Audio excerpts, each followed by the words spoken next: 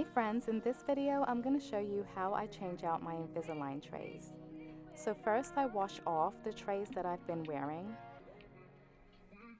and then I put it into its packet that it came in. And then I throw away the previous trays that I wore before that one. Then I move on to the next one. Number 7 is what I'm on now. It's always good to hold on to the previous set of trays that you are wearing, just in case your teeth doesn't adjust to the new set and you might have to go back to the previous ones.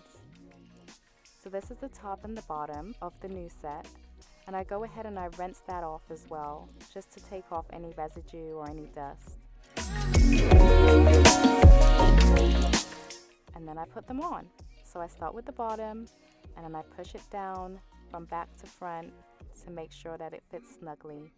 Then I start with the top, push it up, and making sure that it fits nice and snug. And that's it. Thanks for watching, guys.